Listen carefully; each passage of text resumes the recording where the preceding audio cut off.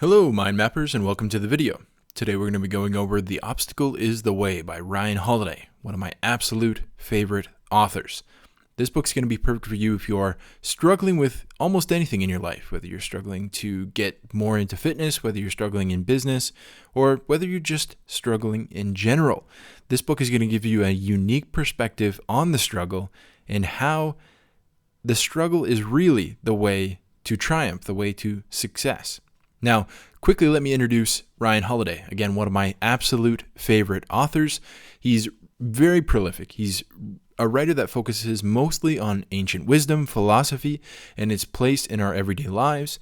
He's a sought-after speaker, strategist, and best-selling author of some of my favorite books.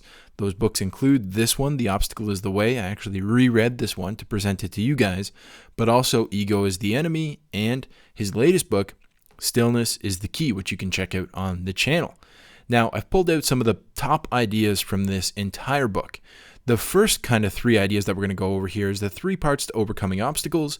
And then down here, I have 2 that are highlighted, Steady Pulse and Genius. Those are the ones that you're going to want to stay tuned for. But without further ado, let's get into the book. I pulled out one quote that I think gives you a great overview of the entire book, The Obstacle is the Way. Ryan says in the book, whatever we face, we have a choice.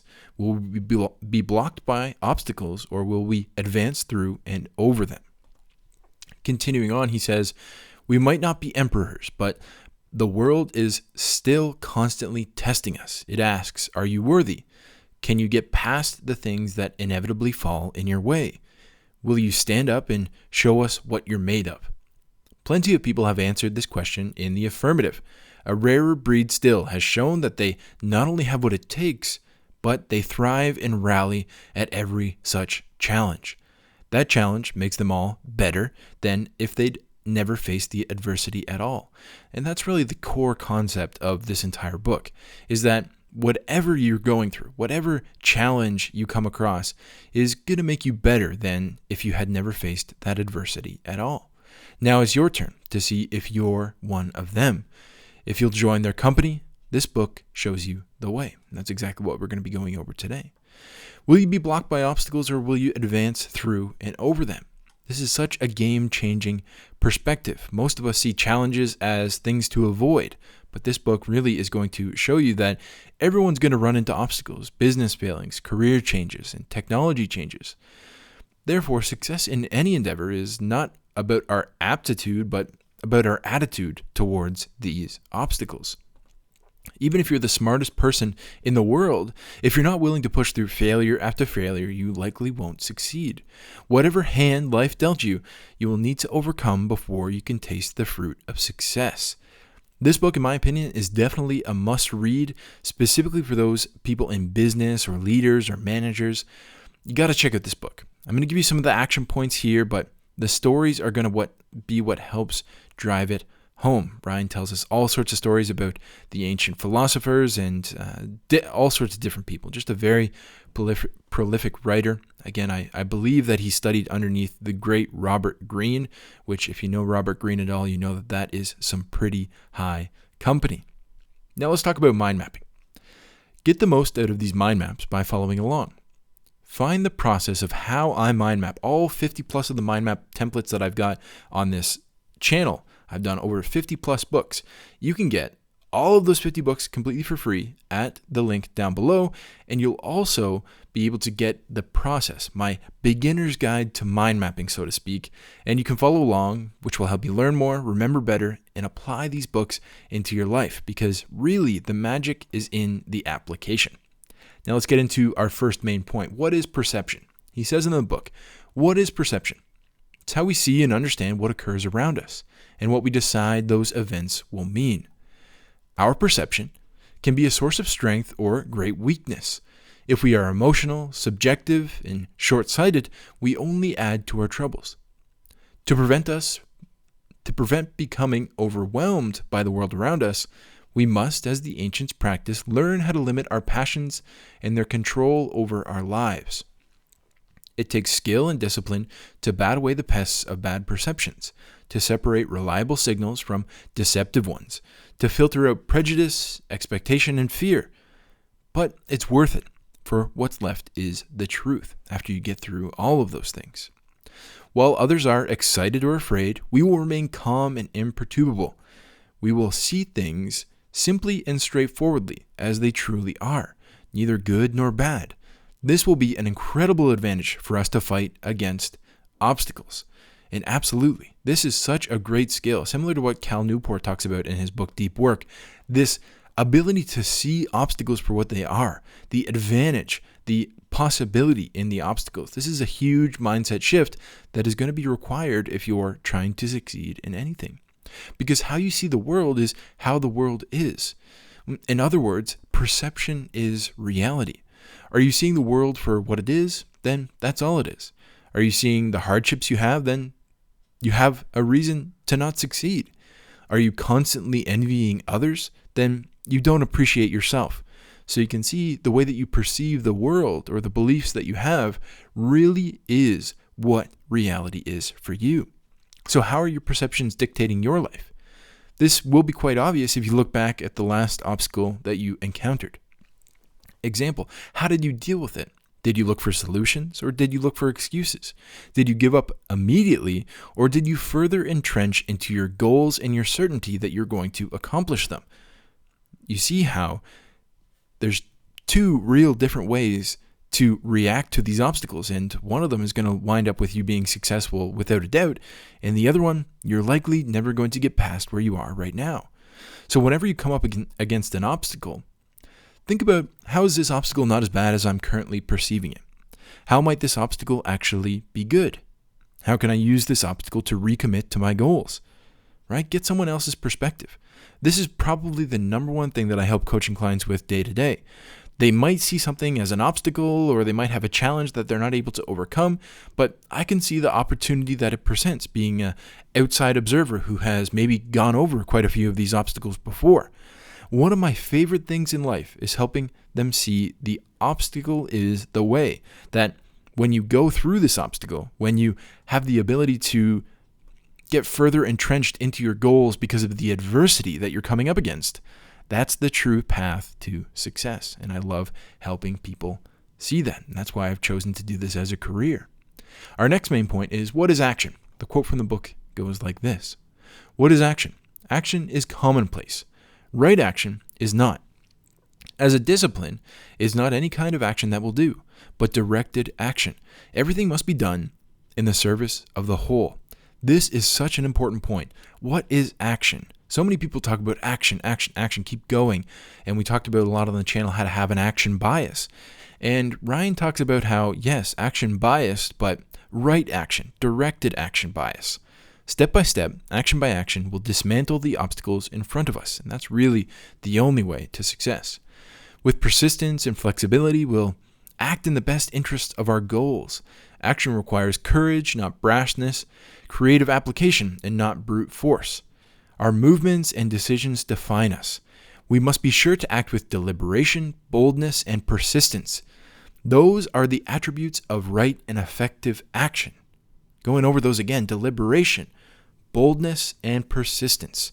Those are the attributions of right and effective action. Nothing else, not thinking or evasion or aid from others.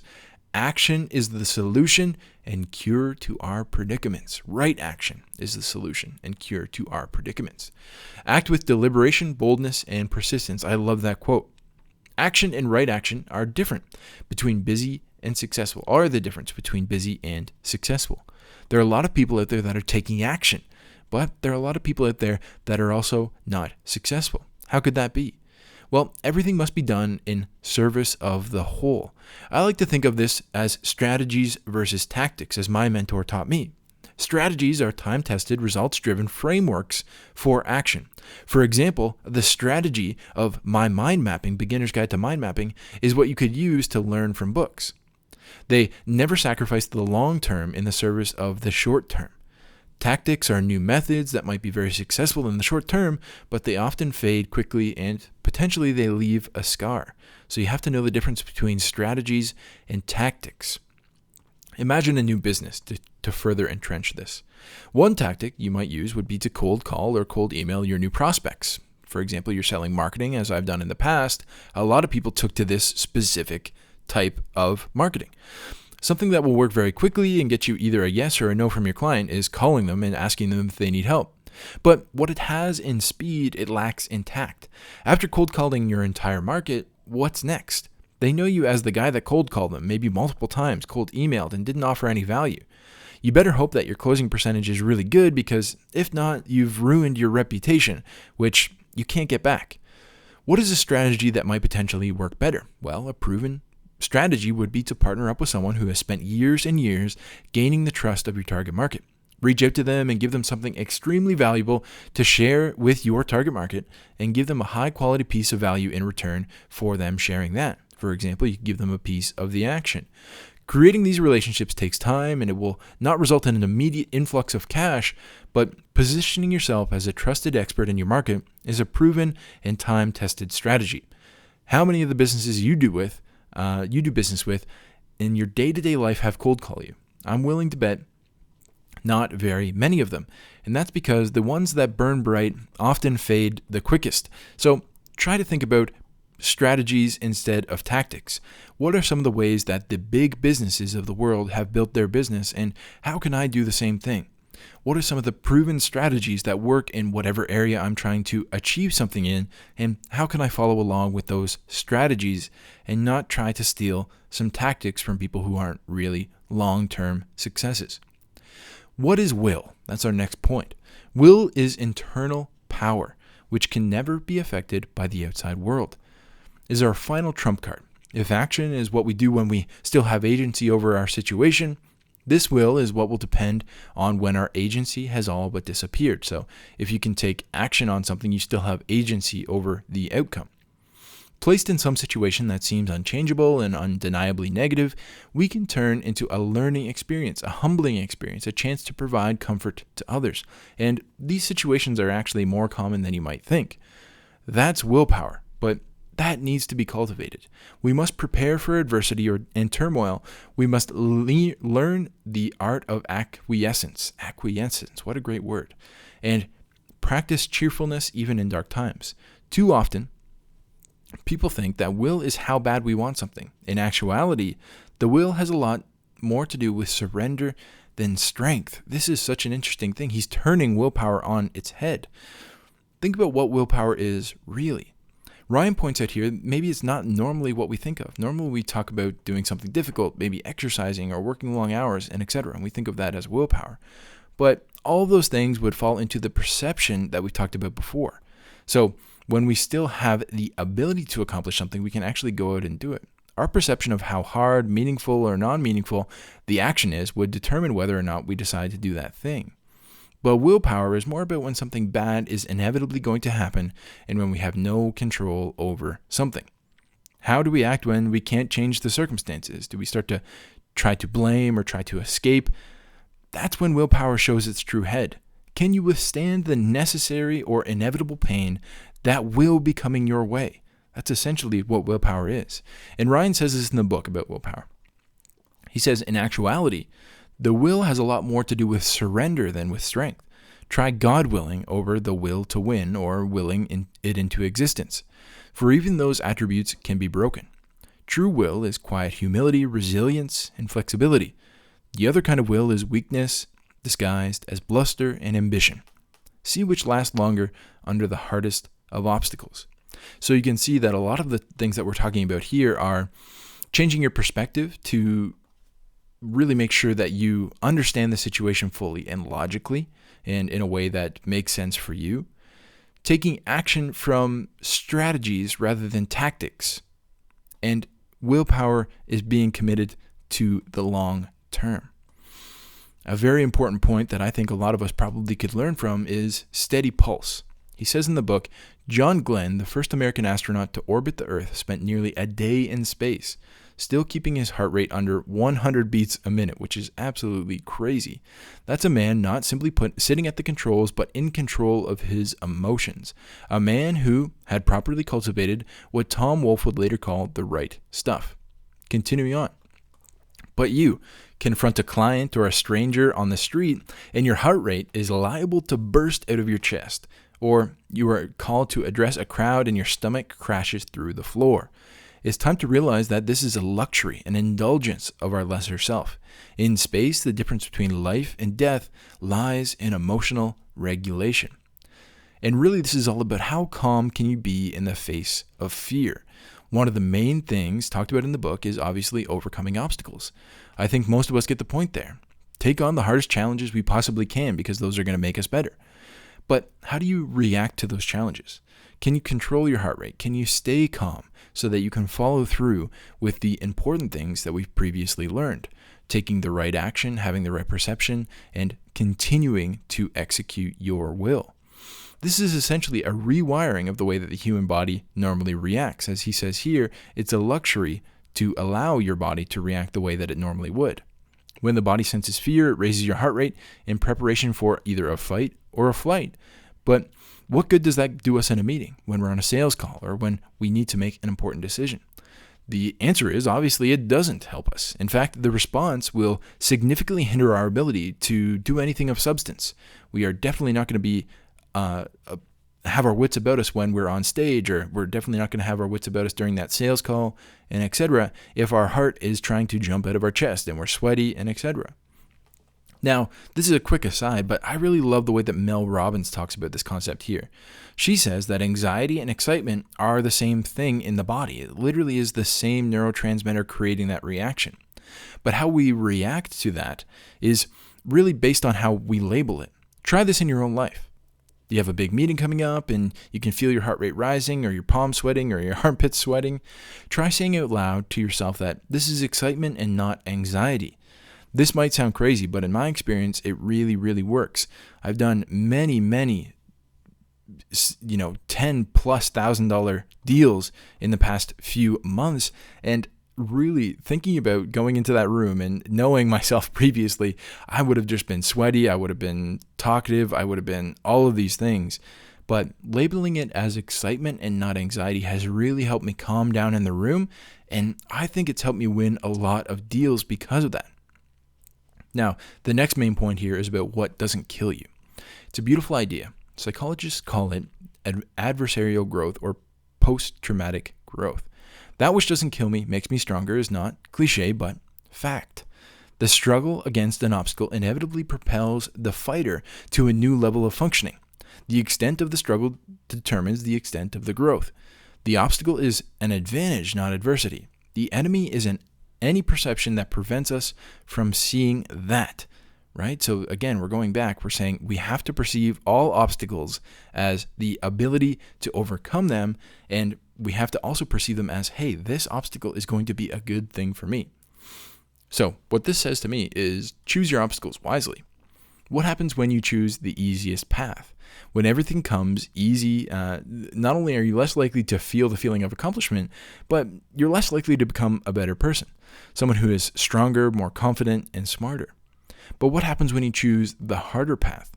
When you actively choose the more difficult path, you harness the power of this post-traumatic growth, making you stronger and stronger, allowing you to accomplish more and more difficult tasks, helping you become someone who is confident, capable, and strong.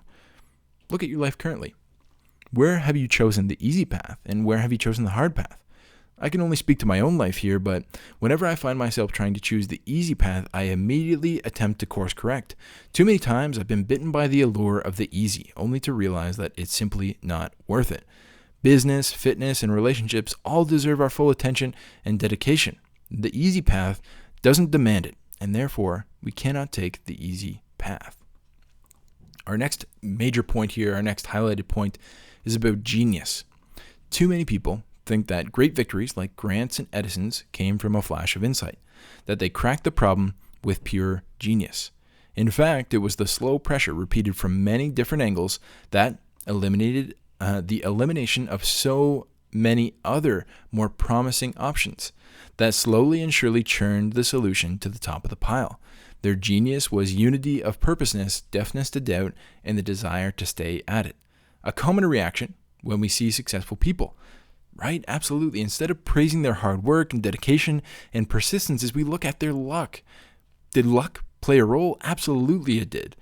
Almost everything accomplished in any field requires a little bit of luck. But what does luck require? Well, luck requires unity of purpose, deafness to doubt, and the desire to stay at it. Let me tell you a story about one of the coaching clients that I've been working with recently. Every time we would talk, 2-week intervals, he would have some new idea or a business venture. Now, I saw a lot of myself in this young man because I'm very idea-oriented. I have so many different ideas. I have a giant notebook full of ideas for businesses and etc. He was a true entrepreneur, but he struggled a lot along the way, just like me in my previous 5 to 10 years in business.